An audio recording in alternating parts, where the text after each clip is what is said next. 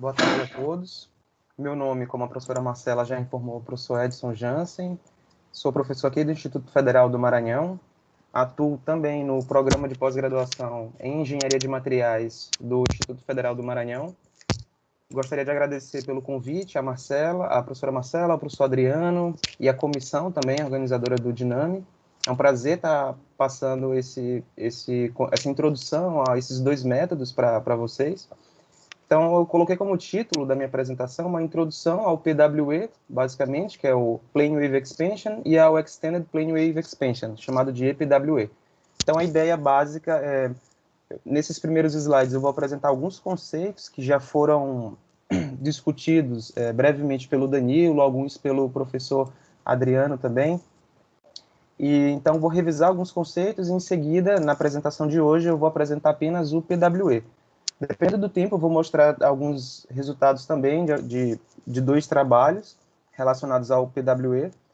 E em relação à minha formação, antes de começar a apresentação propriamente dita, eu sou formado em Engenharia Mecânica pelo Instituto Federal do Maranhão, tenho mestrado em Engenharia de Materiais, também pelo Instituto Federal do Maranhão, em que trabalhei principalmente com materiais cerâmicos, mais especificamente concreto e adição de resíduos.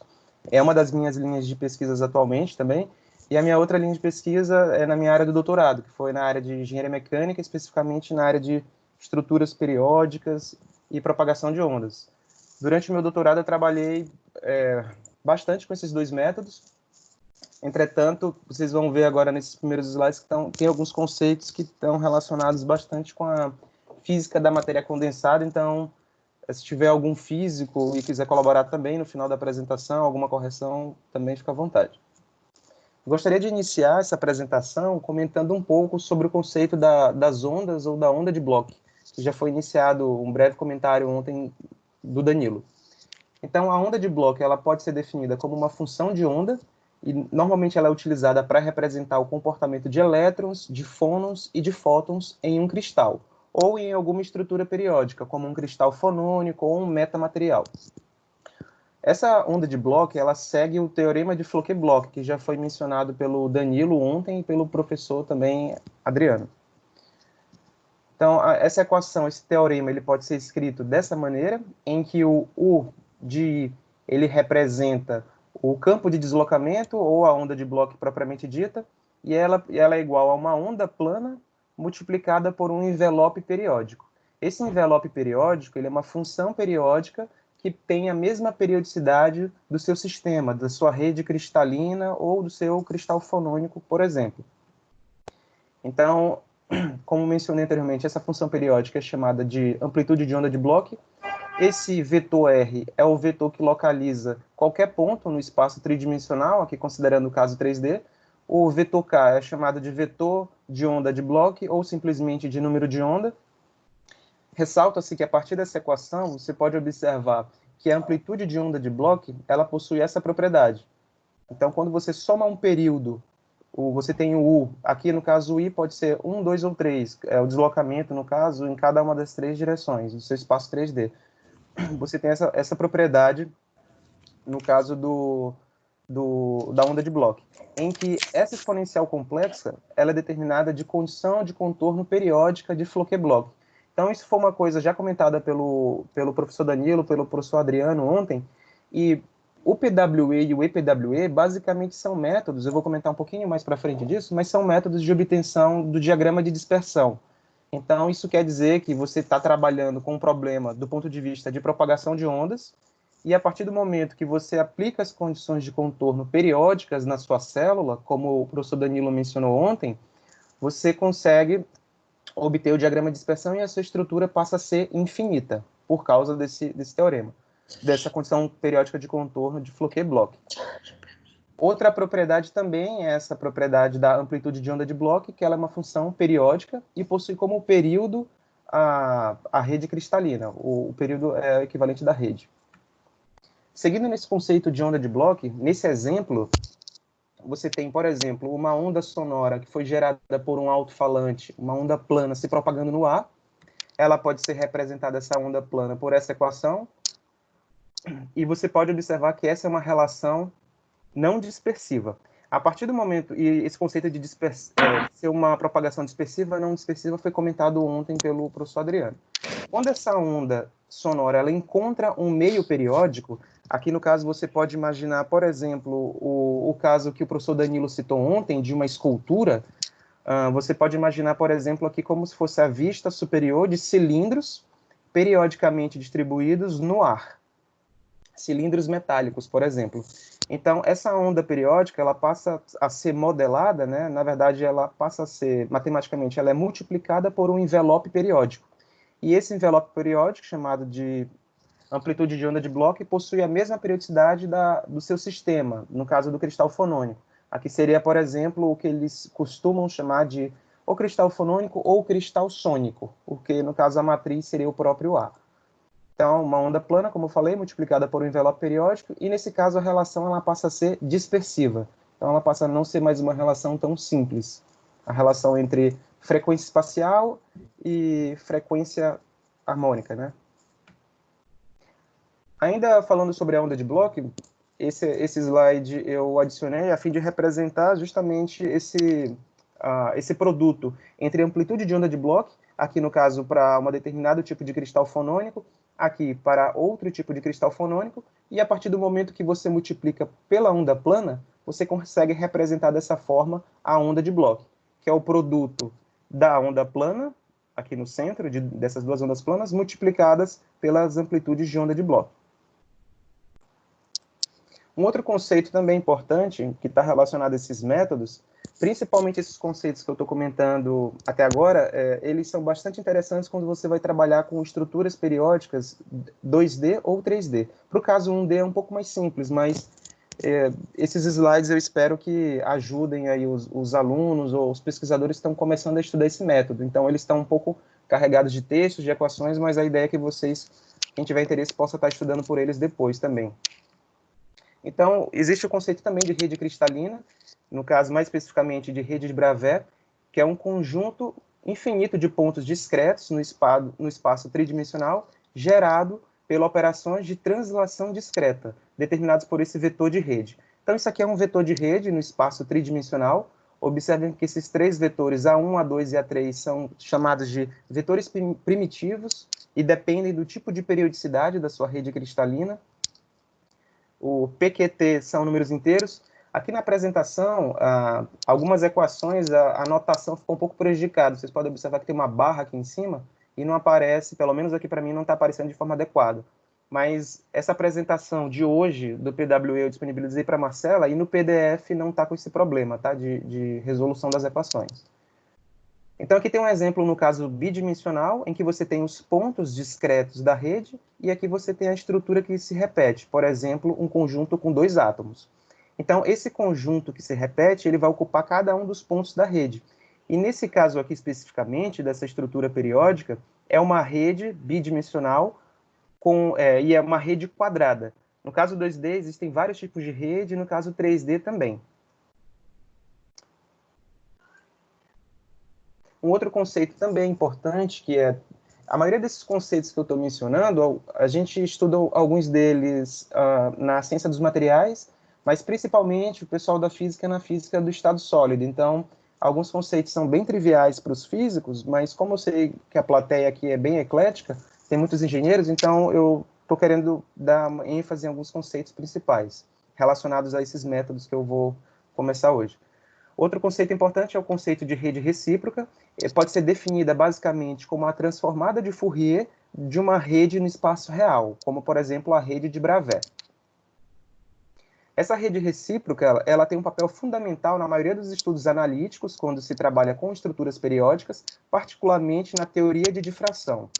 O padrão de difração de um cristal, ele pode ser utilizado para determinar os vetores recíprocos da rede, podendo-se obter assim ou inferir o arranjo atômico de um cristal.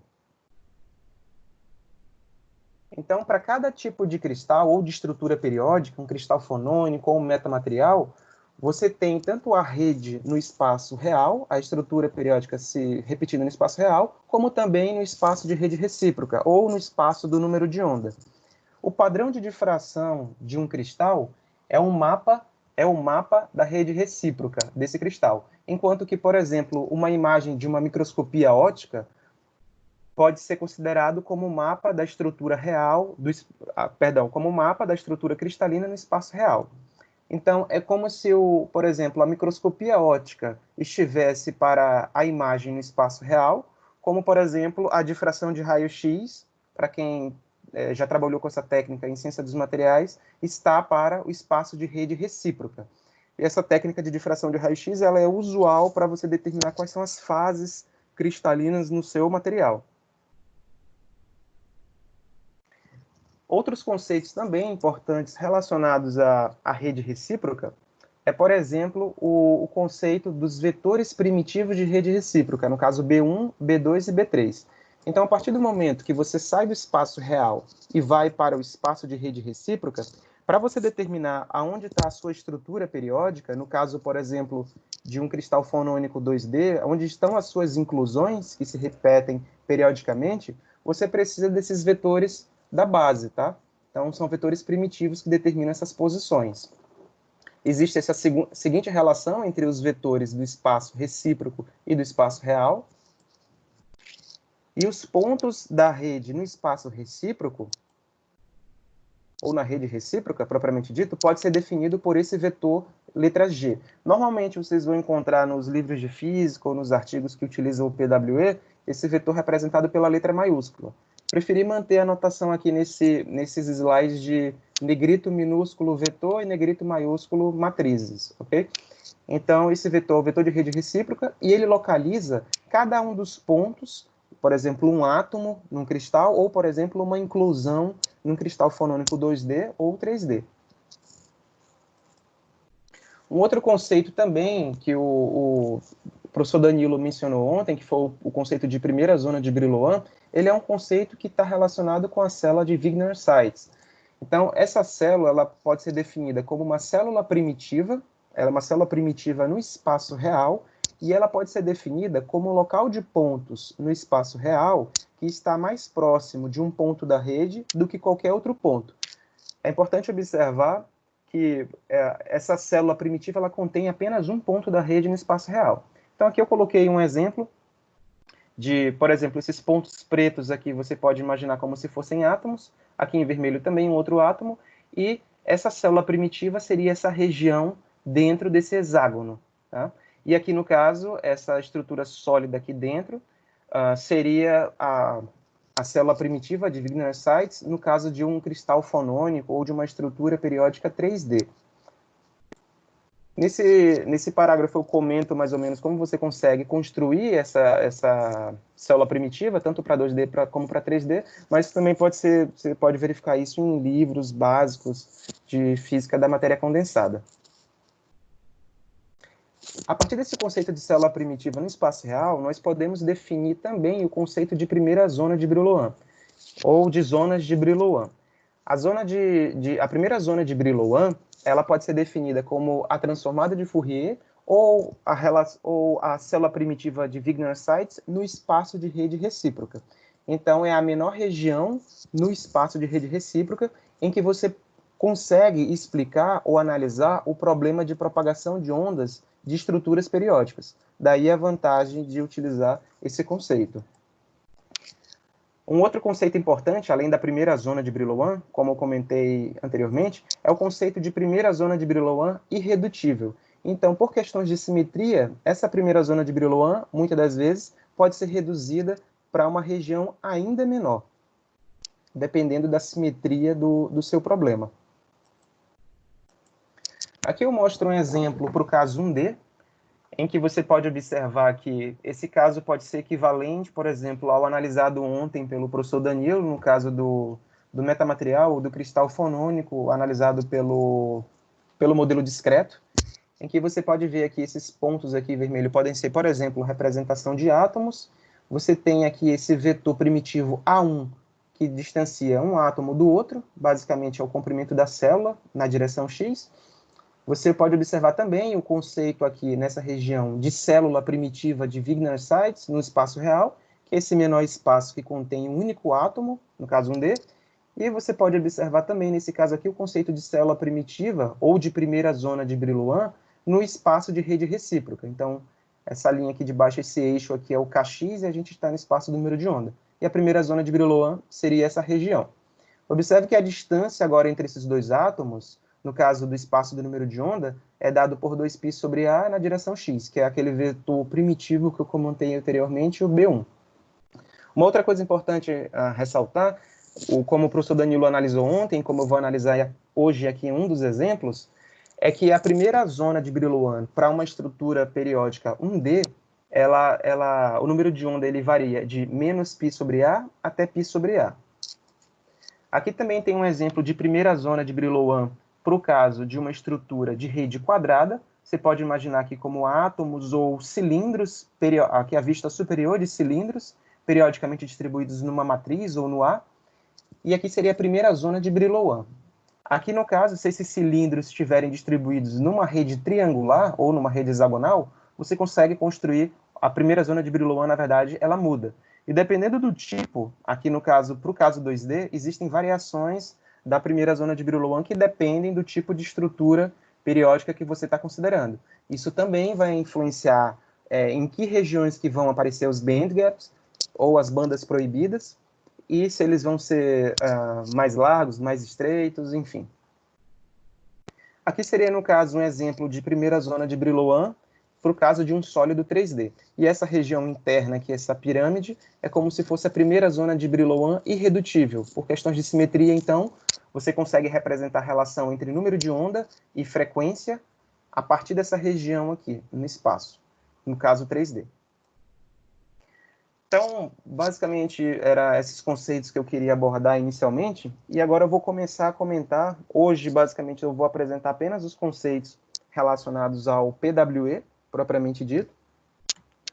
O PWE, ele é considerado, ele também é chamado Plane Wave Expansion como método ômega de K. Ele é considerado por alguns autores como método analítico ou método semi-analítico. Ele foi utilizado muito inicialmente na área da fotônica, para representação, por exemplo, da relação de dispersão de ondas eletromagnéticas, utilizando as equações de Maxwell, por exemplo, e mais recentemente, desde 1992, com o trabalho de Siglas, o PWE tem sido utilizado bastante para representar o problema de propagação de ondas em estruturas elásticas ou acústicas. O PWE, como eu mencionei anteriormente, era mais comum na área da fotônica, mas atualmente também na área da fonônica. Ele pode ser utilizado tanto para representar o diagrama de dispersão ou a estrutura de bandas dos cristais fonônicos, como também dos metamateriais elásticos. Aqui nessa apresentação, eu estou separando esses dois conceitos. Alguns autores misturam esses dois conceitos, ou, por exemplo, consideram o cristal fonônico como um conceito mais geral do metamaterial, ou vice-versa. Aqui eu estou considerando a seguinte definição, que no caso dos cristais fonônicos, eu tenho apenas o mecanismo de espalhamento de Bragg, já discutido ontem pelo Danilo, devido às interferências destrutivas. E aqui no caso dos metamateriais elásticos, que podem ser periódicos ou não, eu tenho tanto a abertura, no caso, se forem periódicos, de bandas proibidas de Bragg, como também localmente ressonantes, por exemplo. Algumas vantagens do PWE. As estruturas de banda ou diagrama de dispersão, que é comumente também conhecido, elas são obtidas facilmente. É facilmente de ser implementada. Eu vou mostrar no final hoje um código bem simples de PWE aplicado para barra. E também, após a minha apresentação de amanhã, eu vou estar disponibilizando tanto o programa de hoje para o PWE, quanto do EPWE amanhã para barra. Espero que ajude os que estão começando a estudar esses dois métodos. Pode lidar com acoplamento de domínios, por exemplo, elástico, elétrico e magnético, de forma bem fácil, comparado com outros métodos, por exemplo, de elementos finitos. Algumas desvantagens do PWE. É necessário um grande número de ondas planas na expansão da série de Fourier para que haja uma convergência da série de Fourier, considerando alguns casos específicos, vale ressaltar. Somente os modos propagantes são obtidos, no caso do PWE, que é o que eu vou apresentar hoje. Então, não existe a parte imaginária do número de onda é igual a zero. Se você obtiver algum valor, a parte imaginária do número de onda no código que eu vou passar, provavelmente é algum erro numérico. e a resposta forçada para estruturas finitas não podem ser calculadas, pelo menos até o momento esse método ainda não foi desenvolvido. Só por curiosidade, existem alguns métodos em desenvolvimento, por exemplo, recentemente foi desenvolvido um método combinando PWE com elementos finitos, em 2018, salvo engano. Assim também como, se eu não me engano, o PWE associado a um método variacional. Então, alguns autores estão tentando combinar as vantagens de métodos diferentes. Mas, de forma geral, o PWE ele é utilizado apenas para diagrama de dispersão, e no caso do PWE, obtemos apenas as ondas, os modos propagantes. Não temos informações das ondas evanescentes. No método de amanhã, o EPWE, você vai conseguir obter tanto os modos propagantes quanto os modos evanescentes. Então, agora eu vou dar início ao PWE propriamente dito para barras 1D, que foi um modelo já discutido pelo professor Adriano e pelo professor Danilo ontem. Então, considera-se periodicidade 1D. Eu vou considerar essa figura aqui como modelo a ser considerado. Então, aqui você pode... aqui você tem, na verdade, um cristal fonônico, um D de barra, em que, né, você tem aqui o tamanho da célula representado pela letra A, e nessa região aqui preta, você tem um material, por exemplo, vamos considerar que essa cor preta representa um metal, e essa cor azul representa um polímero. Então, você tem na sua célula polímero, metal e um polímero, representados o polímero pela letra B e o metal pela letra A. O comprimento da parte metálica no centro da sua célula é representado pela letra LA. Aqui eu já estou mencionando que a estrutura ela é infinita, entretanto, isso aqui passa a ser verdade quando você aplica o teorema de Fouquet-Bloch.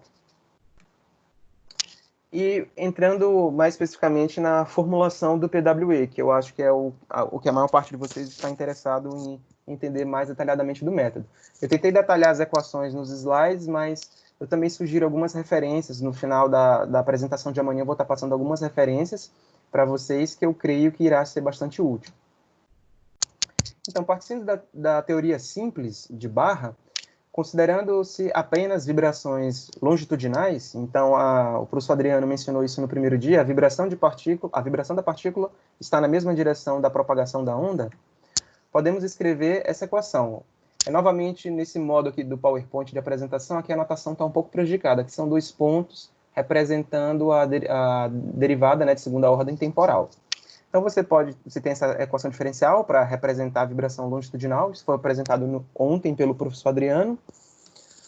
Você pode observar também que esse U-chapéu, circunflexo, ele representa o campo de deslocamento ou deslocamento longitudinal no domínio do tempo. Se você aplicar a transformada de Fourier temporal nessa equação, você consegue escrever essa equação no domínio da frequência. E essa derivada segunda temporal, você passa a escrever ela como menos ômega ao quadrado, por exemplo.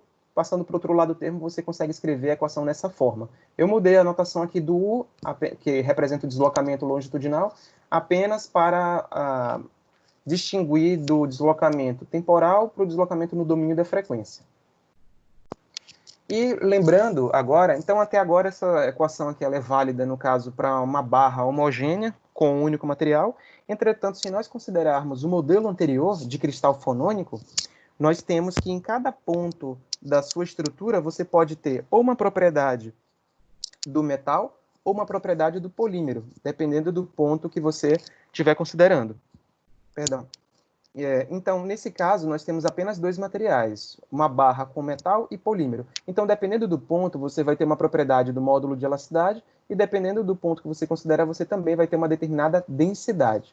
Então, o módulo de elasticidade e a densidade passam a ser funções que dependem da posição x. Por isso que eu não removi aqui, no caso, o módulo de elasticidade de dentro dessa derivada, por conta dessa questão. Não é constante, para esse caso. Aplicando o teorema de Fouquet-Bloch, então nós vamos passar agora a considerar o deslocamento longitudinal como se fosse uma onda de Bloch, propriamente dita. Se você aplicar o teorema de Fouquet-Bloch, ou seja, esse campo de deslocamento ele passa a ser representado por uma onda plana multiplicado por uma amplitude de onda de Bloch, que é aquela função periódica que eu comentei no primeiro slide, que tem a mesma periodicidade da rede cristalina, do seu cristal. aqui estamos considerando propagação de onda 1D, então temos somente o Kx aqui, que eu chamei de K, e a partir de agora eu vou omitir a dependência da frequência do número de onda. Então, observe que essa amplitude de onda de Bloch, que eu comentei, ela é uma função periódica, ela tem como período o tamanho da célula, como pode ser observada por essa expressão. Então, como ela é uma função periódica, essa amplitude de onda de Bloch, você pode, já que isso é um conceito muito comum em processamento de sinais, então, quem não tiver familiarizado, não tiver visto essa disciplina, pode estudar um pouco desse conceito também de séries de Fourier, para entender um pouco melhor esses métodos. Eu não vou comentar nada desses conceitos relacionados à série de Fourier nessa apresentação. Então, como ela é uma função periódica, essa amplitude de onda de Bloch, você pode expandir em série de Fourier no domínio do espaço recíproco, ou no espaço recíproco. Então, por exemplo, essa amplitude de onda de Bloch, omitindo agora a dependência aqui da frequência, pode ser representado pela onda plana, multiplicado pela expansão de série de Fourier da amplitude de onda de Bloch. Então, essa amplitude está agora escrita na forma de um somatório devido à expansão de série de Fourier. Só um instante. Então, em processamento de sinais, normalmente se você tem um sinal periódico no tempo, você consegue representar esse sinal periódico no tempo como uma soma de harmônicos no domínio da frequência. Aqui é o mesmo conceito. Você tem uma função periódica no domínio do espaço real e você consegue representar por uma soma de harmônicos aqui no espaço do número de onda, no espaço de rede recíproca, em que esse U, tio, M, ele representa os coeficientes da série de Fourier dessa função periódica. Então, basicamente, você tem agora reescrito o campo de deslocamento por esse somatório, em que o que foi feito até o momento? Aplicamos o teorema de Floquet-Bloch e expandimos a amplitude de onda em série de Fourier. Esse GM, ele é definido como vetor da rede recíproca, que eu já apresentei anteriormente, entretanto, para o caso 1D, que é representado por 2π sobre A vezes M, em que M é um número inteiro. Em seguida, lembrando-se que o módulo de elasticidade e a densidade são funções periódicas, devido à periodicidade da nossa barra de cristal fonônico 1D, podemos também expandir o módulo de elasticidade e a densidade em série de Fourier no espaço de rede recíproca, porque são funções periódicas. Se são funções periódicas, podem ser expandidas em série de Fourier. Nesse caso, as expansões, eu mudei aqui, você pode observar que o somatório não está mais em função de M, mas está em função de N, de navio, aqui é G de N também, justamente para diferenciar a expansão em série de Fourier das propriedades dos materiais, que varia nesse caso, da expansão de série de Fourier da amplitude de onda de Bloch. Observem que essa barra de cristal fonônico poderia ser composta por um único material, entretanto, variando periodicamente a área da seção transversal. Caso tivesse variação periódica na área da seção transversal, a função que seria expandida aqui seria a área da seção transversal. Então, pode-se calcular por essas duas expressões aqui, o EN e o ρn, que são os coeficientes da série de Fourier para essa expansão do módulo de elasticidade e da densidade. Em seguida, substituindo na equação diferencial as expansões de série de Fourier do módulo de elasticidade e da densidade, e substituindo o teorema de Floquet-Bloch e a expansão de série de Fourier da amplitude de onda na equação diferencial, você cai nesse problema. Você tem aqui dois somatórios em função de M e N. Esses termos de K mais G, que aparecem aqui, eles surgem justamente devido àquela derivada espacial, as duas derivadas espaciais da equação diferencial, e aqui surge essa exponencial complexa também devido à expansão de série de Fourier. Então, uma estratégia para tentar reescrever esse problema de forma matricial é multiplicar essa equação por essa exponencial complexa, dividido por A, em que esse vetor G também é um vetor de rede recíproca, sendo que R é um número inteiro. Se nós multiplicarmos essa equação por essa exponencial complexa e integrarmos de menos A sobre 2 até A sobre 2, ou seja, no período, ao longo de uma célula unitária, podemos reescrever essa equação 7 nessa equação 8, observe que a integral está aqui, em que essa definição, essa integração, 1 sobre A vezes essa integral, tem uma propriedade bastante conhecida, devido à ortogonalidade. Então, pode-se reescrever essa integral como um delta, por exemplo, de Kronecker, em que essa integral ela possui valor igual a 1 se o n for igual ao r menos m ou 0 em qualquer outro caso. Diante disso, aplicando essa propriedade dessa integral, a equação 8, anteriormente escrita com os dois somatórios, pode ser reescrita dessa maneira. Observe que agora você tem apenas um somatório em função de n, e observe que agora você, na verdade, aqui em função de m, eu vou corrigir depois nos slides na versão final, e você pode reescrever esse problema de forma matricial. Então, essa equação 10, antes de escrever de forma matricial, esqueci de comentar, é um sistema de infinitas equações, e o primeiro passo é truncar essa série de Fourier. Observe que o somatório aqui está de menos infinito até infinito, e quem já trabalhou com processamento de sinais sabe que quando você vai expandir em série de Fourier uma função periódica, você tem que truncar o número de termos, né? O número de ondas planas, o número de coeficientes que você vai considerar. Então, truncando esse n de menos, por exemplo, de menos 10 até mais 10, você consegue reescrever esse problema de forma matricial. Observa que ele já é, desde a equação anterior, um problema de alto valor e alto vetor, em que os coeficientes do vetor, o tio pode ser escrito dessa forma, um UM de tio, e os coeficientes das matrizes B e C podem ser escritos dessa forma a partir da equação anterior. Então, basicamente, a modelagem matemática do PWE se resume a isso. Observe que a equação 11, ela representa um problema de alto valor generalizado, alto valor e alto vetor, em que você vai obter os autovalores, que são as frequências, os valores de ômega, por exemplo, você obtém para cada valor do número de onda, para cada valor de K, esse autoproblema deve ser resolvido, para cada valor de K dentro da primeira zona de Brillouin. Então, basicamente, você tem que resolver esse problema aqui, esse autoproblema, para cada valor de K dentro da primeira zona de Brillouin. Para o caso 1D é menos π sobre A até π sobre A. Então, do ponto de vista computacional, você vai ter um for, uma varredura, né, do número de onda nessa primeira zona, para esse caso 1D, e você consegue obter as frequências. E assim você consegue plotar, então, o diagrama de dispersão, ou o diagrama de estrutura de bandas, no caso, na primeira zona de Brillouin ou na primeira zona irredutível. Novamente, eu ressalto que somente os modos propagantes do PWE, a partir do PWE, somente os modos propagantes são obtidos. Nós não temos informações a partir sobre as ondas evanescentes. Então, vou mostrar um exemplo breve agora para vocês de aplicação desse método no caso de uma barra simples.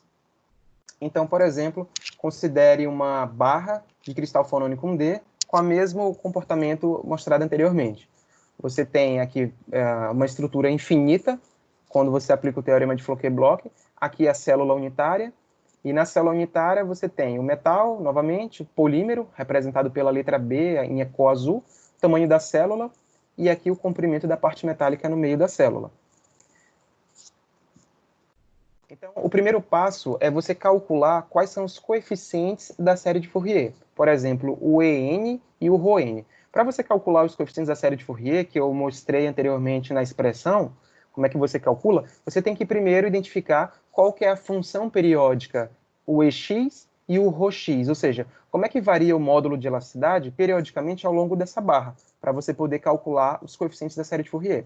Então, imagine aqui se você, por exemplo, considerar no eixo Y aqui o E de x, o módulo de elasticidade na direção x, a variabilidade dele, e aqui o x. Então, basicamente, você tem aqui, ao longo do comprimento aqui da célula unitária, você tem, por exemplo, de menos LA sobre 2 até LA sobre 2, você tem o valor do módulo de elasticidade sendo o módulo de elasticidade do metal. Nessa região aqui, de menos A sobre 2 até menos LA sobre 2, você tem o módulo de elasticidade sendo igual ao do material B. E de LA sobre 2 até A sobre 2, você tem, novamente, o módulo de elasticidade sendo igual ao do material B. Então, basicamente, você tem que calcular os coeficientes da série de Fourier dessa função aqui periódica.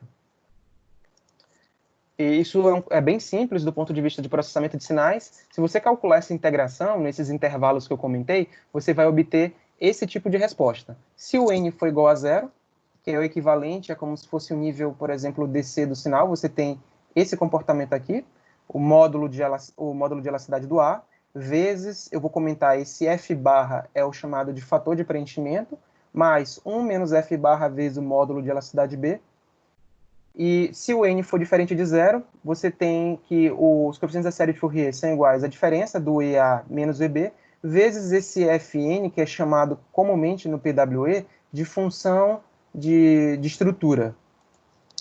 Então, o F barra, que eu mencionei anteriormente, que aparece aqui, nessa primeira equação, ele é chamado de filling fraction, ou fator de preenchimento, fração de preenchimento, e ele é justamente a quantidade de metal que está dentro da célula.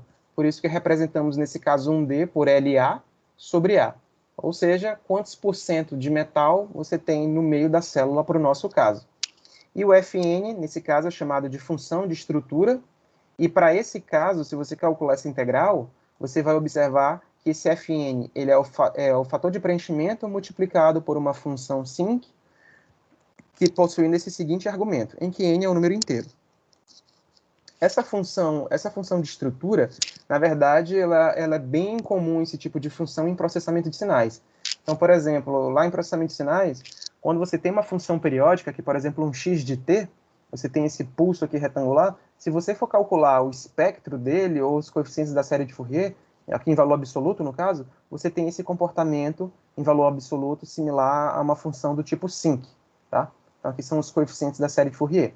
É similar a esse f obtido aqui para a função anterior mostrada anteriormente. Então, a mesma estratégia que você utiliza para calcular o módulo de elasticidade é a que você vai utilizar para calcular também os coeficientes da série de Fourier da densidade. A matemática é a mesma e o resultado é o mesmo, só que aqui vai ser o ρA, aqui o ρB, ρA e ρB. Vocês vão identificar isso no programa que eu vou depois mostrar para vocês. Então, aqui tem, antes de mostrar o propriamente dito resultado, o diagrama de dispersão, uma coisa importante de ressaltar é que, como eu falei para vocês, você tem que escolher um número de ondas planas, um número mínimo de ondas planas, de forma que haja convergência da série de Fourier. Tá? Isso é uma limitação do PWE. Então, aqui nesse caso, por exemplo, eu peguei essa figura da minha tese, deixei aqui a referência depois para quem quiser ver com calma.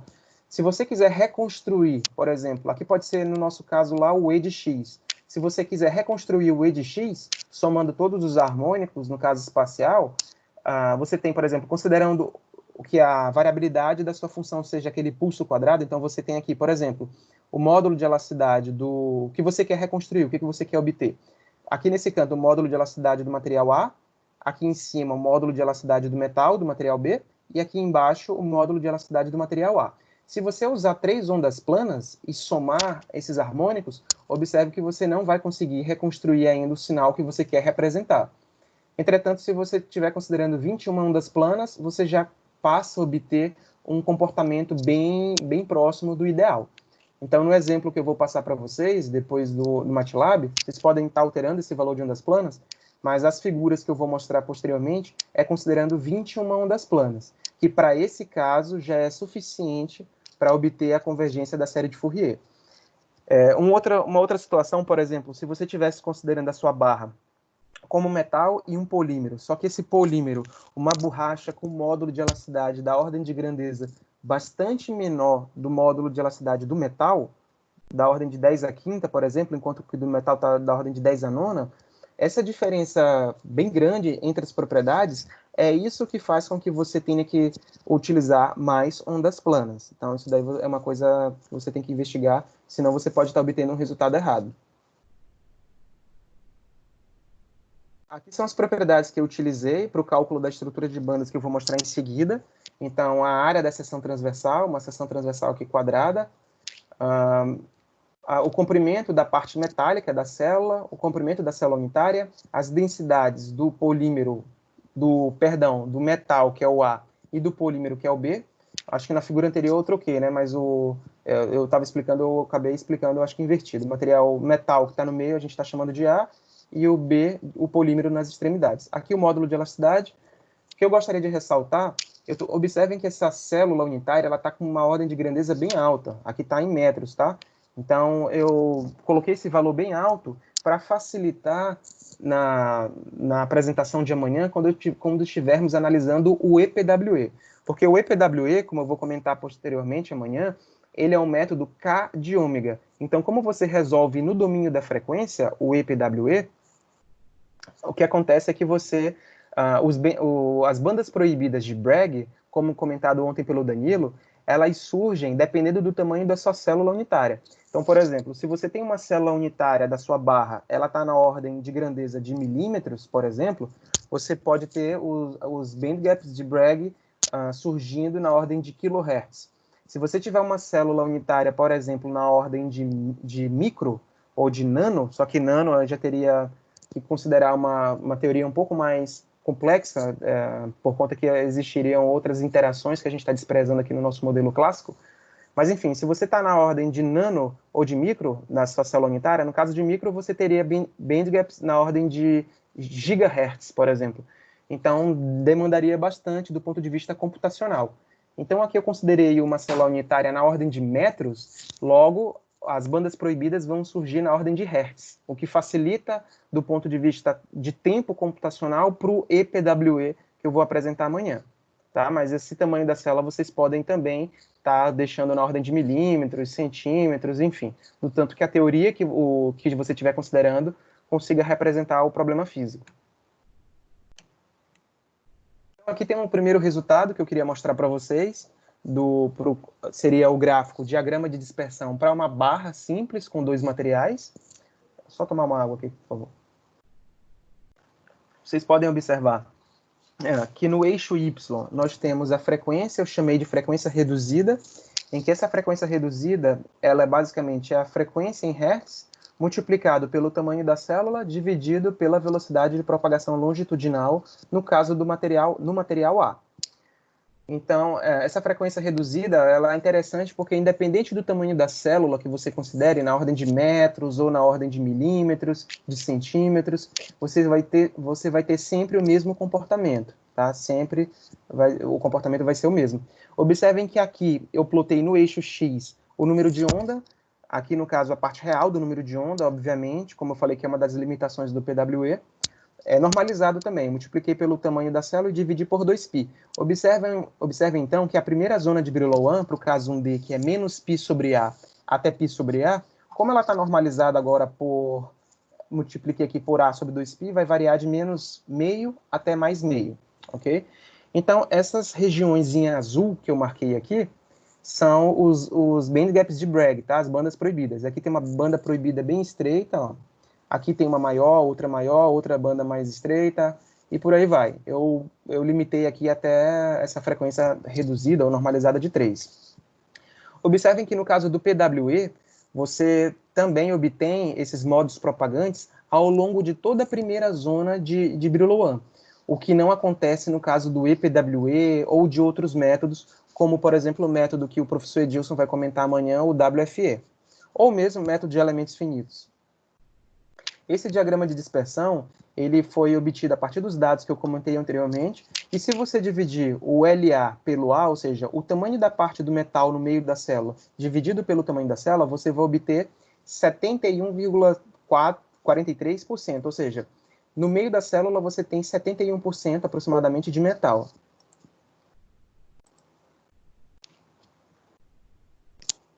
Um outro comportamento que eu queria mostrar para vocês, na verdade eu queria mencionar, né, que as bandas proibidas de Bragg, elas dependem de vários fatores, como, por exemplo, do tipo de material que você está considerando.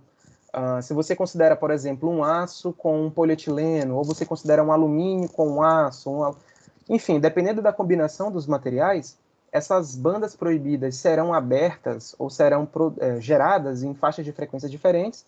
Depende também da porcentagem do filling fraction, nesse caso do metal, no meio da célula, e depende também, no caso 2D, 3D, do tipo de periodicidade, do tipo de rede. Se você está considerando uma rede quadrada, uma rede triangular, uma rede cúbica, no caso 3D, enfim.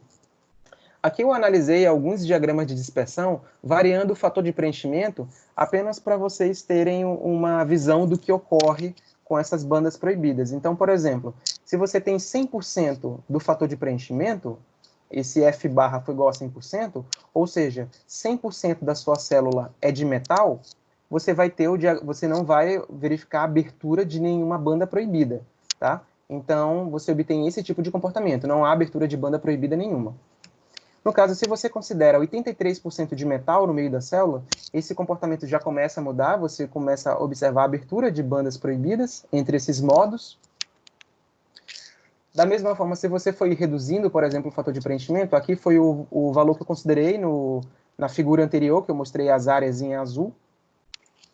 E se você for reduzindo ainda mais o fator de preenchimento, 55% de metal, 20% de metal no meio da célula, até 0% de metal, onde você tem a célula ou a sua barra é composta apenas por polímero. Tá? Então, dependendo desse fator de preenchimento e da combinação dos materiais, você tem também essa influência nas bandas proibidas.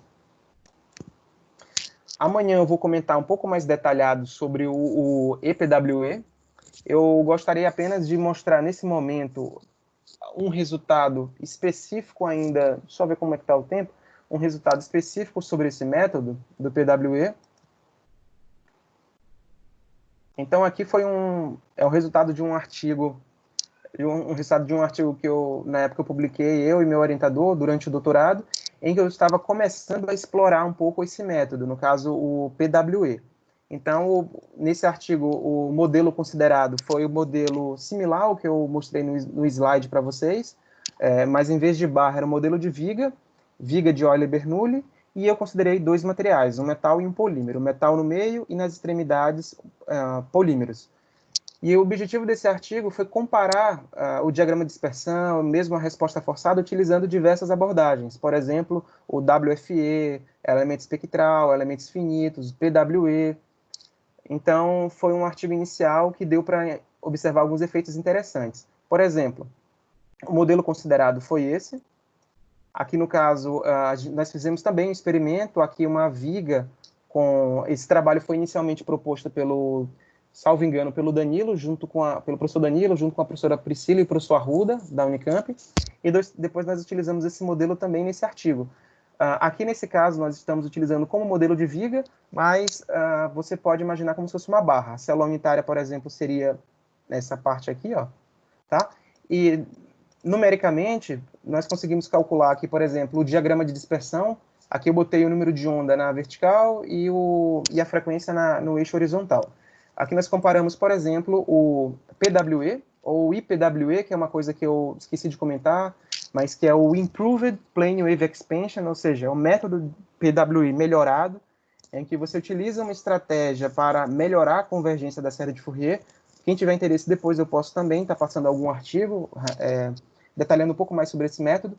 E aqui nós comparamos com o WFE e aqui eu chamei de WSE, mas basicamente comparando com o método que o professor Edilson vai explicar amanhã. Vocês podem observar que aqui, a parte real do número de onda, o PWE, ele consegue representar bem o comportamento. A figura está um pouco distorcida aqui nesse caso, tá? Aqui a banda proibida de Bragg, e aqui embaixo a parte imaginária do número de onda, mostrando a atenuação, no caso, na célula unitária, relacionado às ondas evanescentes. Nesse caso, eu comparei apenas o WFE com o elemento espectral. Entretanto, com o PWE não é possível de obter esse comportamento, teria que ser utilizado o EPWE. E outra observação é que, comparando o PWE com o WFE, observem que esse modo aqui, por exemplo, ele vem desde, por exemplo, de 1 até 0. Aqui, no caso, eu plotei só na primeira zona irredutível, que seria de 0 até π sobre A. Só que aqui está normalizado o número de onda. Observem que o PWE, ele não para aqui, esse modo, como ocorre no caso do WFE e WSE. Ele vem até o final. Justamente porque o PWE, ele sempre obtém os modos propagantes ao longo de toda a primeira zona de Brillouin. Aqui foi um resultado da resposta forçada, considerando uma estrutura finita, no caso a transmitância, comparando diferentes métodos também, elementos finitos, espectral, WFE, e também o resultado experimental. Então, também obtivemos um resultado bastante coerente, entretanto, a largura das bandas proibidas foi um pouco diferente. Aqui também tem outro artigo que eu vou apresentar amanhã para vocês, o resultado de um artigo. E aqui tem um outro artigo que eu gostaria de mencionar, que foi um artigo recente, juntamente com o Vitor Gustavo, que está fazendo mestrado na Unicamp, e o meu orientador de doutorado, o professor José Maria, da Unicamp, em que nós utilizamos a aplicação de defeitos em cristais fonônicos de placa fina 2D. Então, por exemplo, dá para vocês também trabalharem com PWE esse tipo de estruturas. Por exemplo, aqui seria a vista superior de um cristal fonônico 2D, cilindros metálicos imersos numa matriz polimérica, numa placa fina. E se você, por exemplo, uma das inclusões, você mudar o diâmetro dessa inclusão e criar um defeito, ou você remover algumas inclusões criando, por exemplo, um guia de onda, você consegue diversas aplicações, com guia de onda, filtros, você consegue modelar também isso aqui com o PWE, se tiver associado a ele a técnica de supercélula. Aqui seria o diagrama de dispersão para o caso 2D. Observa que aqui foi plotado, o número de onda foi plotado na primeira zona de Brillouin irredutível, para esse caso de rede quadrada, não vou entrar em detalhe, e aqui no caso seria os wave modes, ou mais precisamente os wave shapes, que seriam os modos de onda que você também consegue plotar em algum dos pontos do seu diagrama de dispersão. Aqui vista em 3D e aqui a vista superior, e aqui as inclusões. Gostaria de mostrar também, vou estar disponibilizando esse programa para a Marcela, o programa que calcula, né, a estrutura de bandas no caso de uma barra simples. É bem simples, que é uma das vantagens do PWE, como comentei com vocês. Inicialmente, você define aqui o número de ondas planas, ou o número de... e também, na verdade, o número de autovalores que você quer observar. Enfim, aqui eu considerei esse n máximo igual a 10, e esse n1 o que define o número de ondas planas propriamente dito, de menos 10 até mais 10. Então, eu tenho 21 ondas planas nesse meu exemplo. Aqui eu tenho as propriedades dos dois materiais, área da seção transversal, propriedades geométricas, tamanho da célula, comprimento da célula, fator de preenchimento, densidade dos materiais, área da seção transversal, módulo de elasticidade, velocidade de propagação longitudinal no material A. Aqui embaixo eu defino o vetor de rede recíproca, de forma matricial. Aqui a função de estrutura, né, que depende do tipo de variação periódica do seu módulo de elasticidade. Observa que a função sinc aqui do MATLAB, eu não coloquei o π, porque ele já inclui o π automaticamente nessa função, tá? Se você utilizar essa função. Aqui, no caso, os coeficientes da série de Fourier, para densidade e para o módulo de elasticidade, e aqui a resolução do problema de alto valor e alto vetor. Então, você obtém aqui os autovalores, no caso, o valor de ômega, para cada valor do número de onda na primeira zona de Brillouin, de menos π sobre A até π sobre A. E aqui, basicamente, o plot, a figura. Então, observem que é um algoritmo bem simples e eu acho que vai estar ajudando muitos de vocês que estão começando a estudarem o PWE. Então, no mais, hoje era o que eu queria apresentar para vocês, alguns conceitos relacionados ao PWE, a formulação aplicada para o tipo de barra, deixar disponível o código para vocês, que é bem simples, e pela formulação que eu coloquei nos slides, eu acho que vai ficar compreensível para vocês. E, no mais, eu me coloco à disposição para qualquer dúvida que vocês